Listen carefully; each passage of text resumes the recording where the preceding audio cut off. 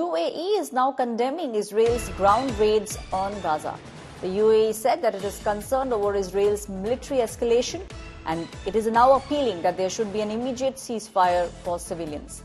In a statement, the Ministry of Foreign Affairs of the UAE reaffirmed the need for an immediate ceasefire to ensure that the civilians and the civil institutes are not targeted.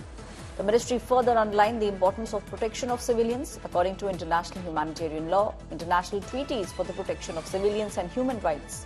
There is also a need to ensure that they are not targeted during this conflict. During his address at a pro-Palestine rally, Turkey's president said that the Israeli Prime Minister Benjamin Netanyahu was himself a terrorist, while the militant group Hamas was not a terrorist organization. He also added that Israel is an occupier in the Middle East. Listen in. Netanyahu nasıl teröristse Hamas da teröristmiş. Yazıklar olsun. İsrail, biz de seni savaş suçlusu olarak dünyaya ilan edeceğiz. Now, the Gaza Strip continues to be under the deadly Israeli siege, and there are massive airstrikes that are now taking place. Now, the combined death toll of the ongoing Palestine-Israel conflict has surpassed 9,000. This conflict continues to escalate as both the sides are claiming that now there are fresh fightings which are taking place in Gaza.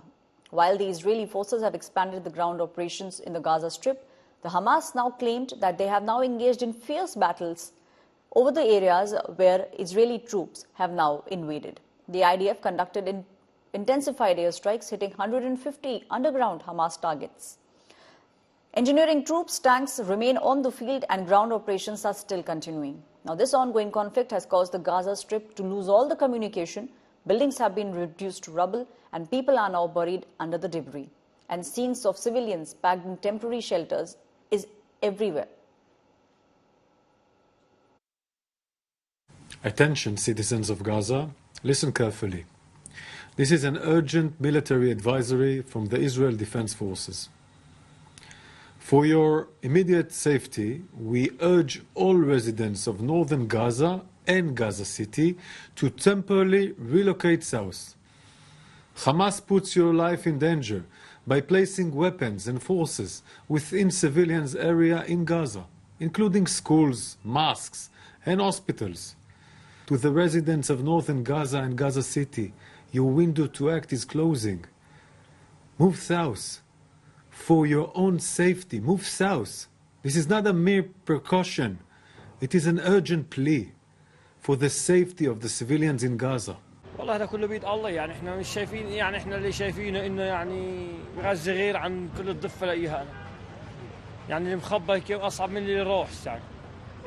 اللي مخبى يعني الساعة اصعب من اللي يروح يمكن اللي عدى ولا شيء لما اللي مخبى تعيش شو في عند هذول تعيش في عند هذول يعني. فيش مبين يعني بس كلها الاقيها الاطفال بتروح بس اطفال يعني اطفال ونساء بس. قد يسأل الانسان مرة اخرى النت وهذه الامور قطعت. لماذا لم يتحدث الناس عندما قطعت المياه والكهرباء؟ لماذا لا يسأل الناس عندما تقطع الأدوية يقتل الصحفيون، يقتل الممرضون والطواقم الطبية، يقتل كل هذا. الحديث عن موضوع شبكات النت ضروري جدا للتواصل العام.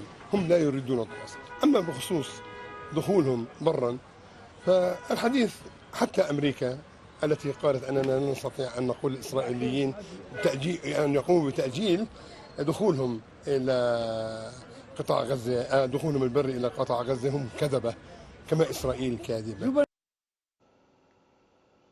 Shivaru continues to be with me on the story. He's been reporting from the war zone. Shiv, now we can see that there are relentless bombings that are taking place, but the humanitarian crisis, is it going to get any worse? You know, the IDF chief was on record once again today to call for civilians in the northern part of Gaza to move south. It was a televised message that came out today. But with the Hamas holding many of those people in many ways hostage, not allowing them to move south, that's another dilemma. There is, without any doubt, there can be no argument that there is a humanitarian crisis happening behind me in the Gaza Strip. Even the IDF admits that, of course, on record, but they say that they have a right to defend themselves after what happened on October the 7th. Aid has started entering Gaza, but not from this side. It's from the southern side, which is about 41 kilometers south of here near the Egypt border. It's called Rafah. That's where Indian and American aid is entering for the Gazan people. But there is no information, no data whatsoever as to how many innocent Gazans are able to move away from the north to the south. I hope to the heavens that the innocents have been able to move away from the northern part of where we're standing today, because it has been relentless and merciless bombing, both from the ground and from the air. So the deaths of innocents is absolutely inevitable at this stage. But let's just hope that those figures are kept as low as possible, and some sort of a resolution comes about very soon. Because okay, that's the sound of a fighter aircraft.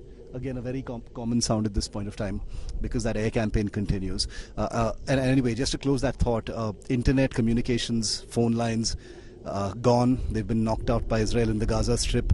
There's no electricity, so people aren't able to charge their phones, so there's nothing coming out from the Gaza Strip. Very little bit by way of social media as well. So there's a black hole that is concerning the world as to what may happen at this point. It's a very familiar cycle of events, the complete shutdown of information, and then the forces actually move in. But we're here, the world's media is here as well, and we will be continuing to report.